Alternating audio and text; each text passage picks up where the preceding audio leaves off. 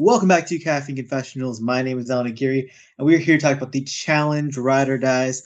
I'm joined by my lovely co-host. We have the Southern Luke Muncie, What's up, guys? the Vermontian Zoe Trimboli, Hi, everyone. and we got a whole lot this episode. We got a daily challenge, an elimination, a twist redemption challenge, and a cliffhanger. A whole lot coming at us all in one episode. We're gonna unwrap it all. Yeah, a lot to unpack. Hate the cliffhanger. Like, just give it to us. But yeah, good episode, I thought. Yeah, it was good across the board. I like the days of things, like a lot of things happening in one episode, and we did get elimination. We did get the cliffhanger, but it's kind of a good nostalgic moment in a sense. Things are getting going. And I want to open by talking about the drama aspect, and that is Tori and Jordan.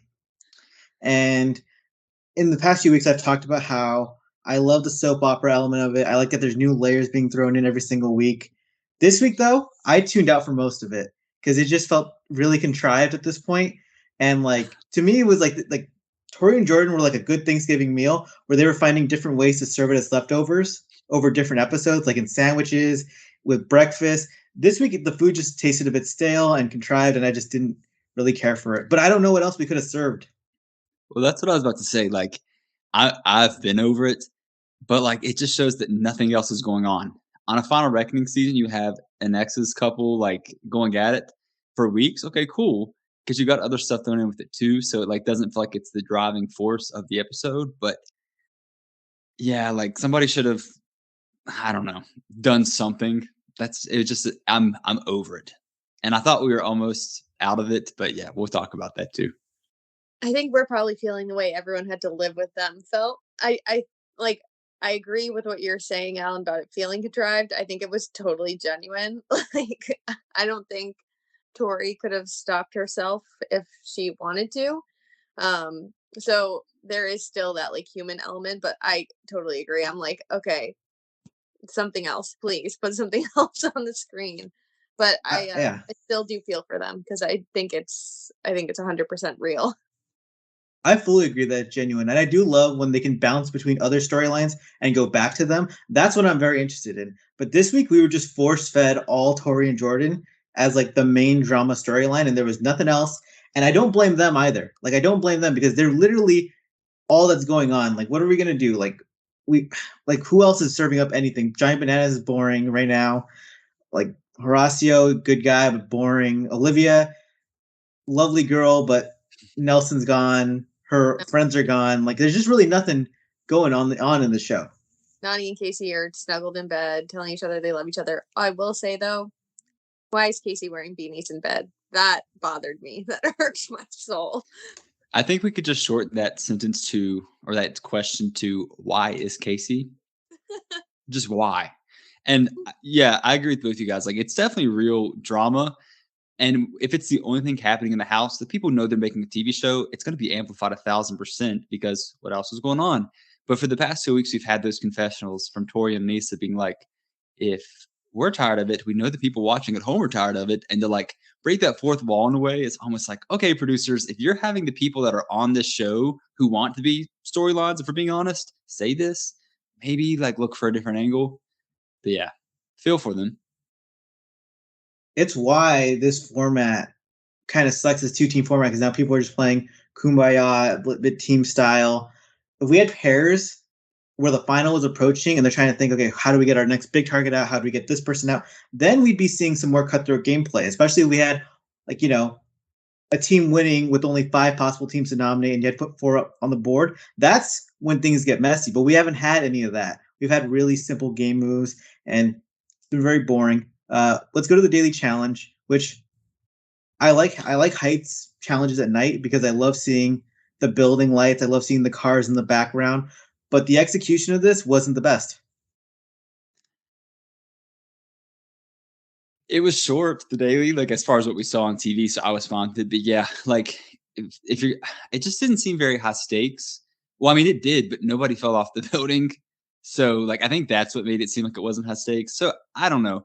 I feel like having the fastest pair for the teams win kind of took away any point. Like, I was kind of ready to be upset with Chauncey for not going for his team, but if he legitimately has this fear, which I believe he does, why risk it if you know that it's not going to be dependent on your performance? Yeah, it does. Like, there was no consequence, so what's the big deal? He was also going with a niece. Are you telling me that those two were gonna kill that challenge? But they should have averaged the teams, like just said, because there's a certain number of teams. We're just going to average your results, and the lowest average wins. That's something they've definitely done in the past. Don't understand why they didn't do that.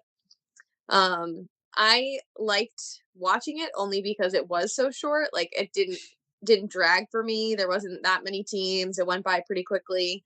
But I think they could have benefited from an element of the other team trying to sabotage them or something, just because nobody fell. And that's what we actually want to see. Yeah. It's just so endlessly frustrating. We don't get to see the times either. And I know why they don't, but it would just make me grasp what I'm watching better. Because I just tune out, like, oh, I guess they went kind of fast. I guess they went kind of slow. Like, if someone, even if you sped it up to them completing in 20 seconds, if you put up on the board that it took them 15 minutes and 47 seconds to do it, that would make me understand, like, oh my God, this is actually much harder than it looks. Wow, how would I do in this? Whereas I just watch this daily challenge and my brain just waits for TJ to give us who won, and the competitors don't even really know what's going on either. So it just feels rigged. I totally believe that Fessy and Casey won this challenge because they're two strong players. They're good at stuff like this, but it just feels so suspect. Yeah, and I would agree. Like, and it's not, you're right. It's not that it's rigged. Like, they probably did win, but like, there's so many ways that they wanted to, they could alter the results. I don't know. Although I'm not going to complain too much because I was just glad that it went by quickly. The daily last week lasted a long time, and I liked it for the reason that we got to see people individually. But this week we definitely didn't need a 40-minute daily.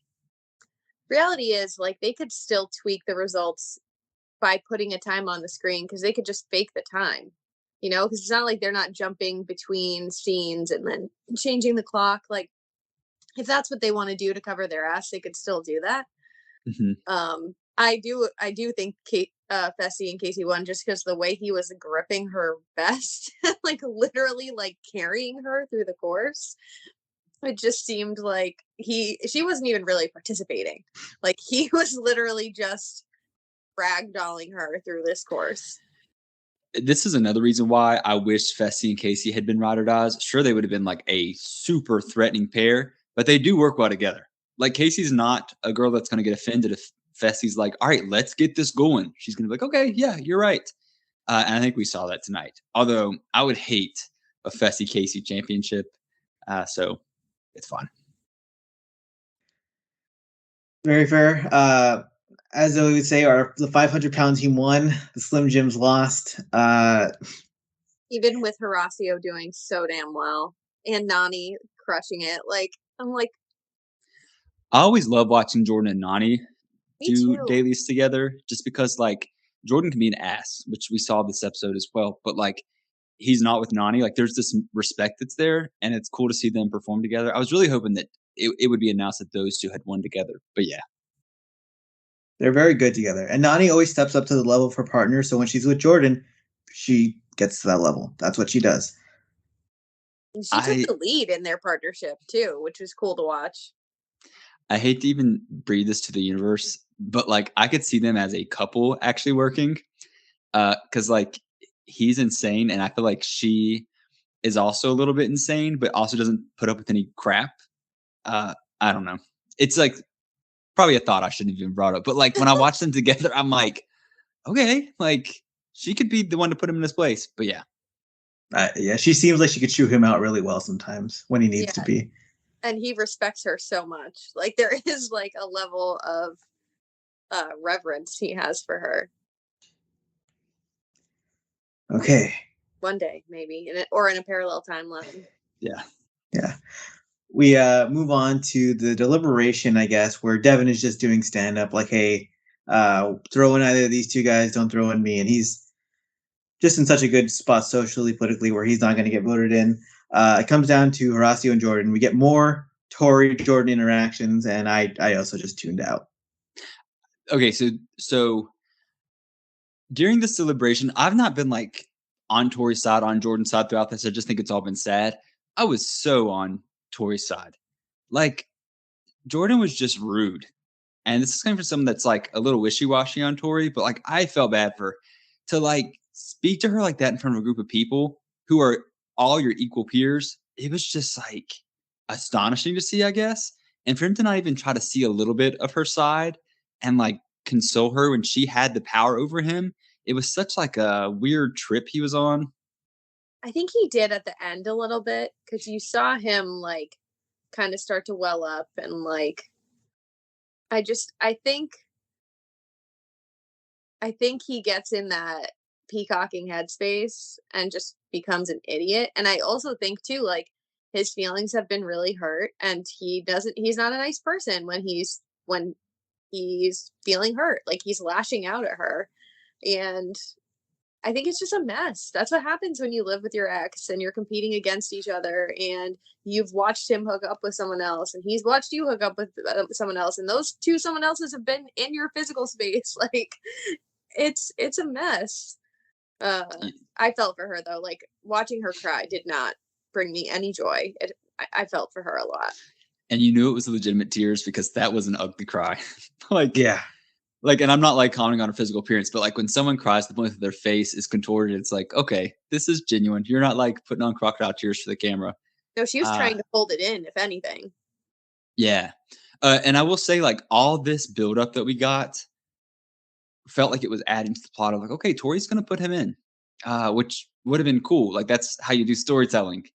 Too much pain on her face for that to happen. I tuned out in part because I thought Jordan was just kind of being an ass, like you said. He went into that Jordan zone, that full on mode where you think about some of his interactions with like Wes, you think about his interaction earlier with Jay this season. He was in that mode, and then you're right, he did kind of pull back and have like, wait a minute, this is actually a person I care about, and that's it's good to see he can at least pull back. But man, when he gets in that zone, he's just really an asshole. Yeah, and that's why it was icky to watch this time because it was like, oh, it's like funny when you're doing this to Jay and he's getting all like hot and bothered. It's funny when you do it to a guy like Wes, but like Tori's just hurting right now. That's not funny. Yeah, and I actually think too, like if last week Tori had wagered the same thing that she had with Devin as opposed to Fessy, he wouldn't have had the same reaction. But it's because there's that history between Tori and Fessy that he couldn't let go. He couldn't be man enough to be like, okay, like that happened when you were single, regardless of how close it was to our breakup. But like he still had a chip on his shoulder. There's also a really weird dynamic in this episode where like we are conscious of time and we're in this deliberation and it's like only 25 minutes into the episode. So it's like, what's going to happen here? What's going to happen next? And you're kind of just trying to figure out like what's going to happen ahead. And that's what kind of made all of this just feel a little bit weird to me. Where like, I'm like, something bigger is going to happen. I had the assumption that they were going to have a men's elimination and then not CT. TJ was going to say, all right, Amber, all right, Chauncey, you're going in. And they're going to have like 3 eliminations in one episode because he quit. But I was wrong. My little guess last week was incorrect. We get to the zone. I forgot that's what they call the elimination arena. That's the zone. Devin pulls a safe dagger, which, I mean, yeah, of course he's going to pull the safe dagger. That's once we saw his balls in, that was a given. Yeah. And the houseboat was Horacio. Like I said earlier, I get why Tori didn't. I'm not saying she should have. I get why she didn't. But like we got all this build up about like this tough decision she has to make, all for it to be the expected decision. And that's how we know that there's nothing for them to cut on the editing room floor as far as like for the actual show. It's like, okay, well, let's give this pointless backstory that plays no effect or no impact on the final results. But yeah, of course, Devin gets the safe. And I'm really, I don't want to like call riggery all the time, but how do we decide that Devin gets to go first? It's just strange to me. Was he standing first? No. I can't remember. I mean, he was on the right-hand side, but I don't know. It's just like I would much rather see them like flip a coin. I don't know. And maybe they do, and they just cut that out because it's boring to watch as a viewer. Yeah. But yeah, it's weird. Yeah, it is one of those things where mathematically it is only a 1 in 6 chance that he pulled these 2 daggers in a row. Like that's actually like a pretty good chance of happening. It's not crazy for someone to do it. It's just because of Devin's history, the fact of like the eliminations he usually gets, it just always feels so rigged. I mean, there's no other way to put it. I mean, I don't hate it. And I do like that Devin was like making jokes like, hey, this is the elimination you want to see. It's Jordan Horacio. You don't want to watch me in this. You're welcome. And I do actually kind of like the way Devin's been talking this season, where he has the level of self-awareness where he knows what he's good at, but also is kind of underplaying how much of a threat he is in the end game, where he's really become a really strong player. But he's joking about himself at all times, so people don't really see it. Yeah. I would still say that he's one of the weaker guys that's there at this point. Yeah. But that's just because we're stacked as far as the guys go. Yeah. Pretty stacked across the board other than Anissa. She's stacked. The elimination, it's balls in. And it's a classic elimination. We have not seen it since Jay and Rogan? Maybe because Jay almost died. I can't remember that specific, but yeah. That sounds right. We might have seen it on we saw it on Challenge USA with Enzo and David. So we didn't see it. Like that was such a waste. Don't bring me back there. Don't bring me back there. That's the worst thing I've ever seen in my life. So we haven't seen a real balls in a long time. Well, because Jay and Rogan, I wouldn't count as a real balls in either. Yeah, it's been. Yeah. Probably Ashley versus Ashley. So. Oh, like I got you. Yeah, Chance versus Stars or Pros, whatever that was. Yeah. What about Ashley and Bachelor guy against Hunter and Georgia? Would you consider that balls in? I mean, it is balls in, right? Yeah, kind of. Yeah, that was a bit. Yeah. Kyle did one too. Anyways, sorry. Yeah. Been a while since we've seen balls in. I've always been curious, how would Jordan do in a balls in, because he only has one hand to grip the ball. Yeah. They go into this elimination, and it's really interesting because Jordan is always the guy who's been fast on his feet. He'll juke you. He's more athletic than you. He's more crafty than you.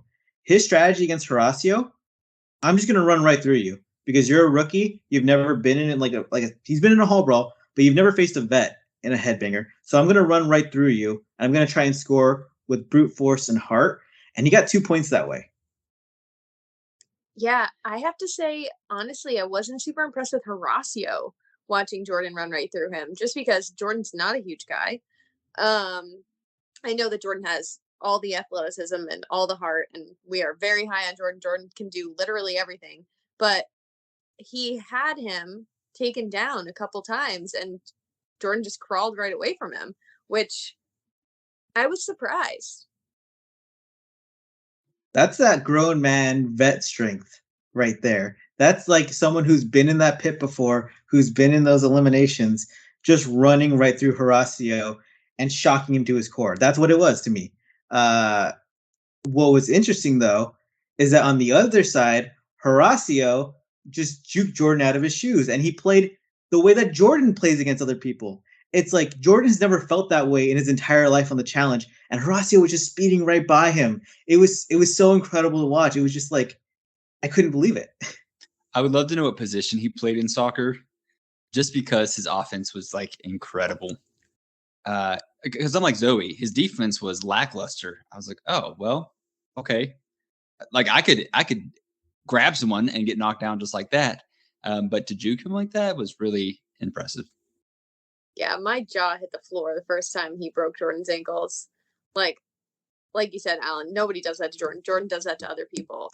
So for him to not beat him that way, but to beat him in such a dominant way,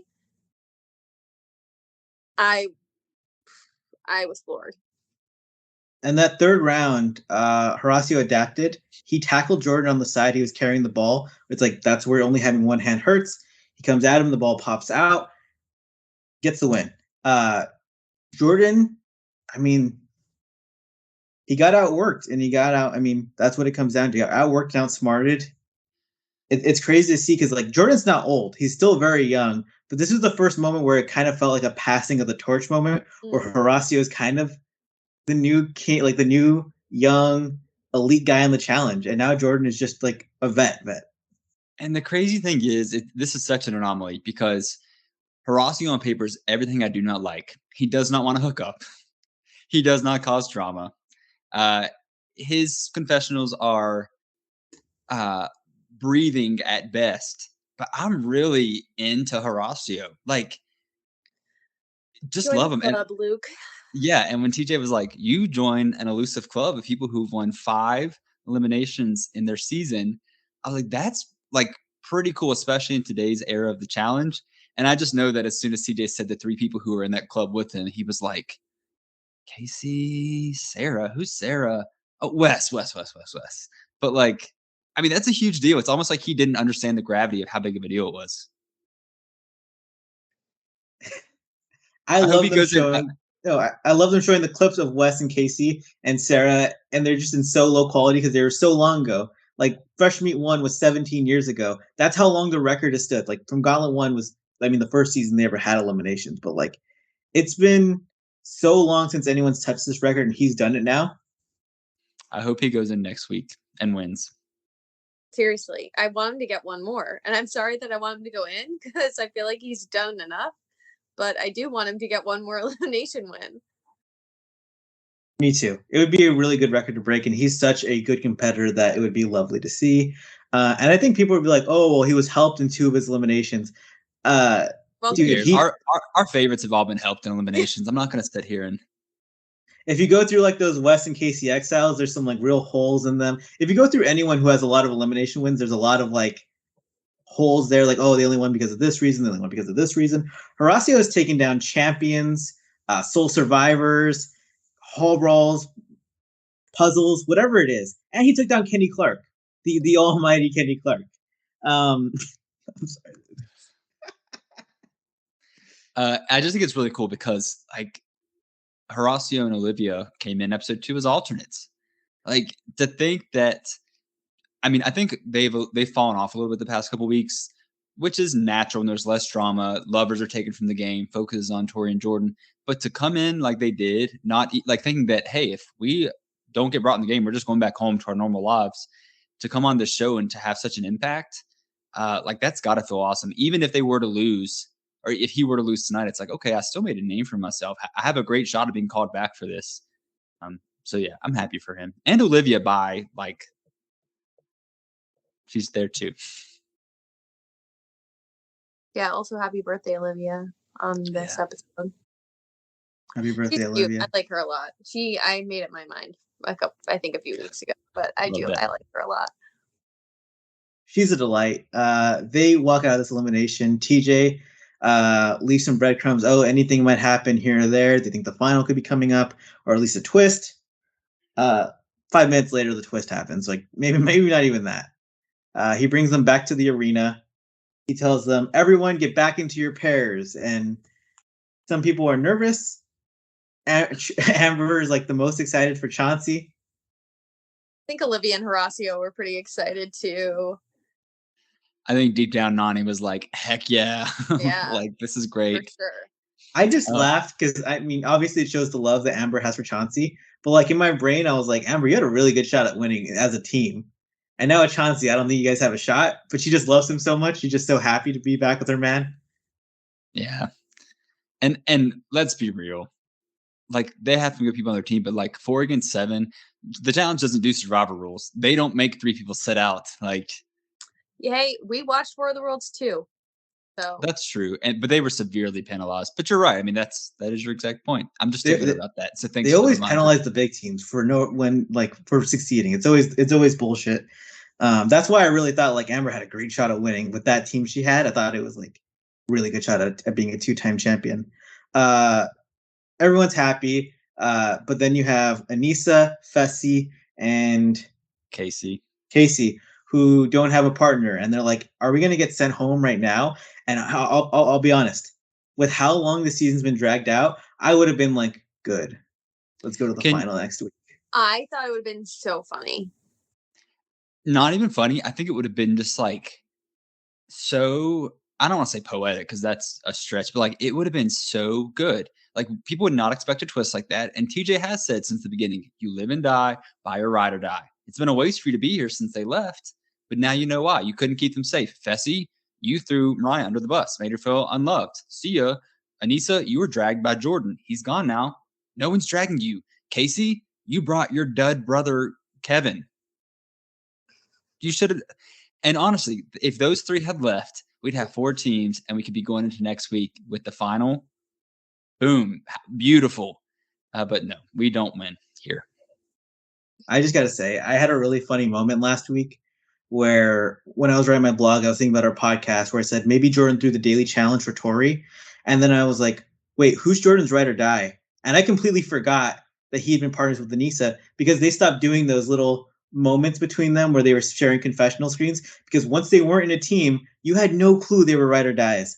But here they come, back on screen together in a confessional. Jordan and Anissa back again.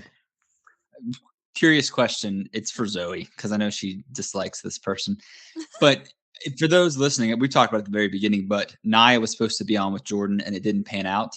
And that would have made more sense. Would you rather seen Nia with Jordan or Anissa with Jordan? Oh, like to definitely not. Okay. Yeah. That's what I thought. Yeah. Because that would have made sense. I almost wish the challenge at times were more transparent about things that happen, because the viewers could be like, instead of being like, why did you put those two together? Like if you were to come on and be like, I was supposed to be here with Nia and Nissa's ride or die had to go home. We're happy to join forces and become the best ride or dies ever. It'd still be cheesy, but we'd be like, okay, that puts some of the thought process into why we're pairing these people who've never got along together.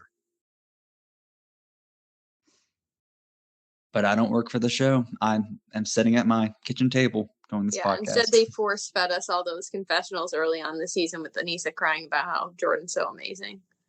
Yeah. The way they forgot about it, which is so great for 5 weeks. But yeah, they bring in the pairs. Casey's like, oh my God, my brother was on this season. I completely forgot. Fessy and sees Mariah, gives her a hug, says, hey, Melissa, welcome back. Glad to see you. Let's compete in this. Because they have a whole 3-person redemption competition. It's going to be 2 parts. One team is going to get back in. One team is going to get eliminated. That's basically how it's going to go.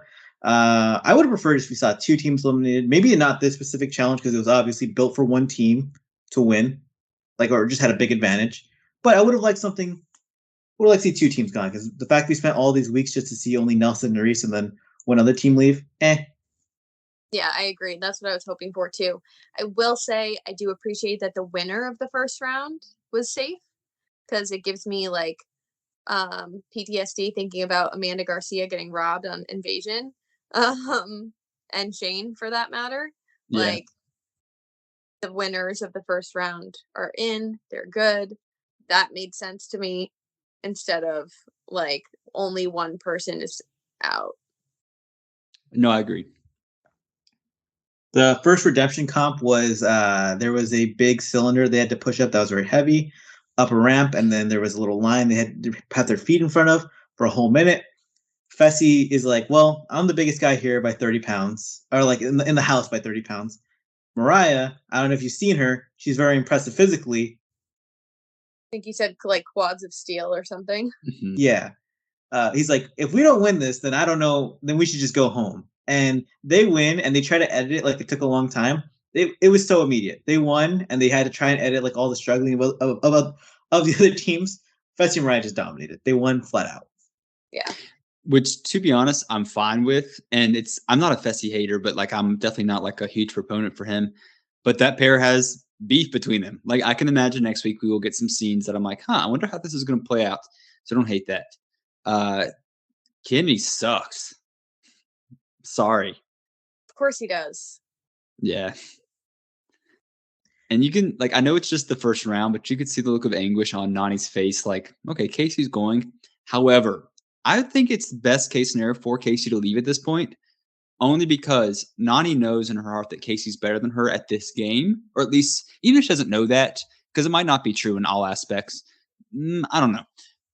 But Nani's always going to hold that idea. Casey's better than me. Casey's better than me. So if you get her out of there, Nani starts to feel like, okay, I'm pretty good. I might be the top girl here.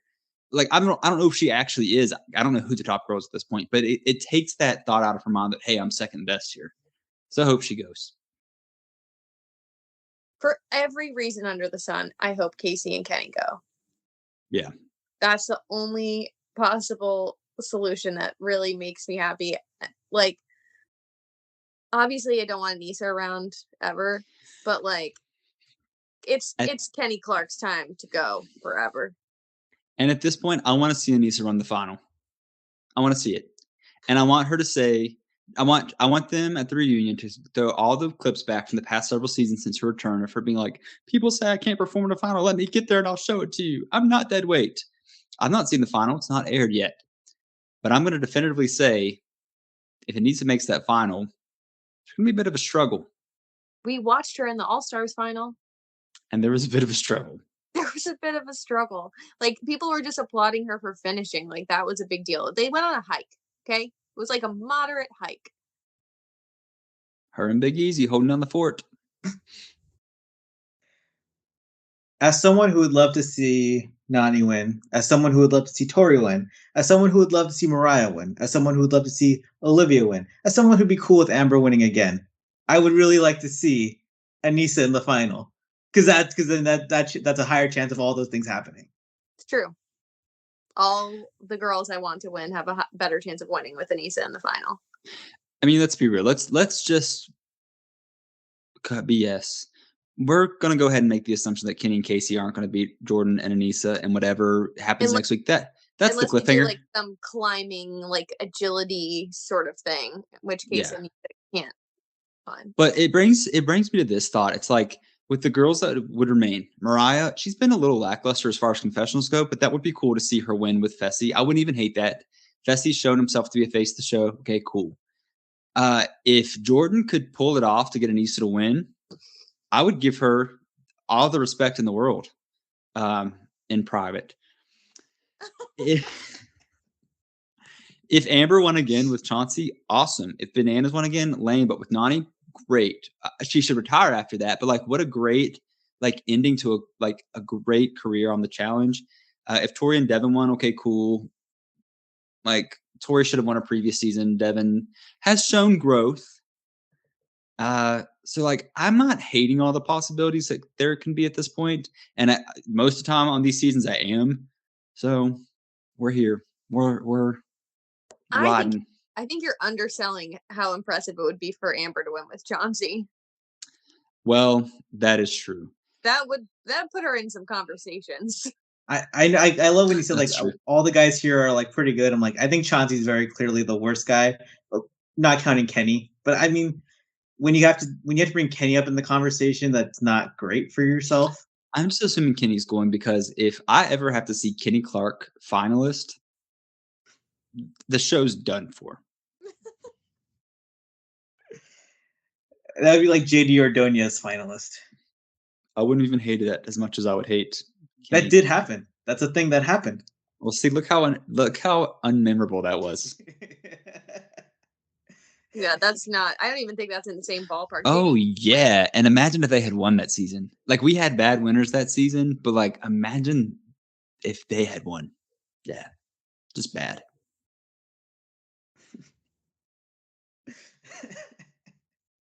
I was like, oh, Devin Simone won. But then I remember the other two, the male winners of that season. If it did happen, that would be even worse than what we got.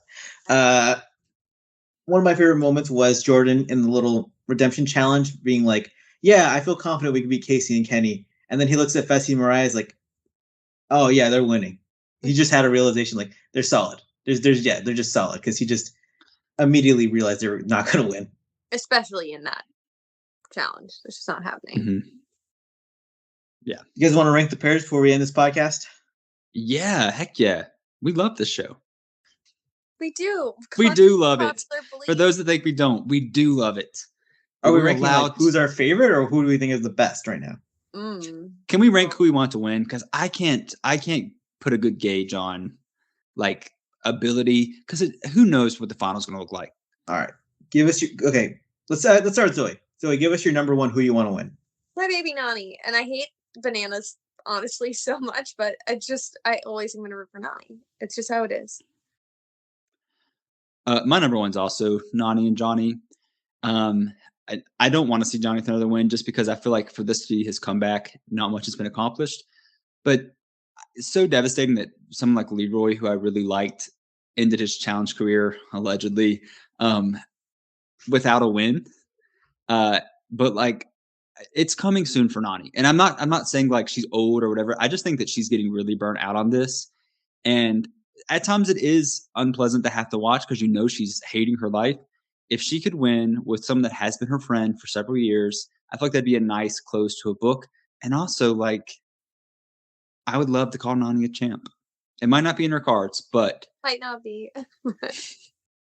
That's beautiful, Luke. Actually, I'm someone like, because I've been doing this for so long, I always like to spin it like, oh, I'd like to see this person win. I'd like to see this person win.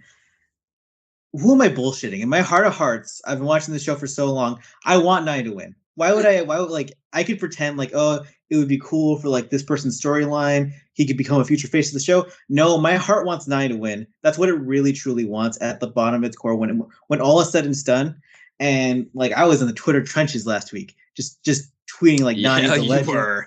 Oh my god. That was like one of the first times I've ever muted a conversation on Twitter just because I just couldn't, like, I had to stop looking at my phone because I was getting upset. Rabid. The Nani haters are rabid. Like, they need a hobby. So people we'll see it in our comments. But. Yeah, people confuse word legend with champ. Like, people can be legends for all kinds of different reasons. Yeah. Yeah, there's plenty of legends. I would argue Casey Cooper is a legend. Okay. Oh, me too. I think since we all agreed, we should at least say our number 2 selection for who we want to win. Because what if it's all the same? Because I feel like it might be. Okay. Who's gonna go first this time? I will. Okay. If you keep up with spoilers, you might know that we get to know some of these things beforehand. During the filming of the show, I was not into this team at all. I would really like to see Olivia and Horacio win. I hate rookies because we've just been given too many, but like, they've done enough for me to be like, wow, okay, this could be cool. They could be potential faces of the show. And they've had a cool little season, I'll say. So that's my number 2. That's my number 2. So I'm just going to share a different one because that's ridiculous. All the same reasons. I was not high on rookies, but I love them so much. So after Olivia and Horacio, I'm going to throw a curveball and say I want Amber and Chauncey to win because it would be chaotic in all the ways. I love that. No, it would really be a curveball, and man, it would really just put her at the top of the mountain. God damn. My second team. So I loved Horacio and Olivia from before they even started. Like, that was like, I was all in on them. And they've achieved so much that I'm now content with them not winning this season. I'm like, you guys are already going to be the face of the franchise going forward. I've been wanting this person to win for I think 2 seasons now, maybe 2.5 seasons. I want Fessy and Mariah to win because I just want Fessy to win because I like seeing the world burn. And the way people talk about Fessy, it just kind of gets on my nerves a bit because he's a douchebag, but he's a very good competitor. He's a very undeniably good competitor, one of the best of the modern era. And people talk about him like he's a fucking scrub. He's really good in any era. You put him in any era, he has a good chance of making the final. I completely agree with you. If Fessy didn't talk so much about how good he is, I don't think people would say that as much. I think it's because of the way he talks about himself that people just are constantly trying to humble him and take him down a peg. Yeah, and sorry if I'm jumping ahead, but this in my head I just deduced. We obviously don't want Kenny to win. We don't want Anissa and Jordan to win. And it's not that we don't want to. We're just being realistic here. That puts Tori and Devin pretty low for all of us. But I do want to see a Tori win because I think she's been robbed a couple times. Here's my take on it. And I just had this epiphany. It's not an epiphany. I'm just thinking. I do feel like Tori's been robbed of a win. War of the Worlds 2, sure, I hate that the U.S. team got sabotaged for playing a better game or just a better game. They brought more people to the final. the purge was so unnecessary. Like Tori should have stayed and won. Last season, Tori killed that final. Like I hated Tori last season, and I was really into her final performance. And Casey got to run the last leg with CT because she lost the first part of the daily and then got to pick who she ran the rest with, and it was just like one part. So I'm not rooting for her to win, but if she does win, I'll say, okay, fair. Like it'll come around to you eventually. And then yeah, Devin's gotten better. Like I can remember the first time I said that I'm maybe on the Devin train was Double Agents. But he's not somebody that I'm like, yeah, I want him to be a champ. So if it happens, meh, I'm not mad, but it's not like my number 1, 2, 3. I'd like to see Devin win because I do think he follows that like classic arc of improving and improving and improving, and eventually getting that championship after like your 7th, 8th season that we saw a lot in the 20s. And I don't think anyone expected Devin to be that guy, but he has followed that trend completely. So it would be nice to see him get that win, especially as he's become such a big figure in these last few seasons. See, I agree, but he should have brought Rashida. Should have brought Rashida. He already from Are You won the a One? show And with Rashida. Yeah. That was so impressive that he won that show with Rashida. No slander to her, but that was so impressive. It made perfect sense on that show, though. There was a strong element of just getting along with your partner, which they did very well.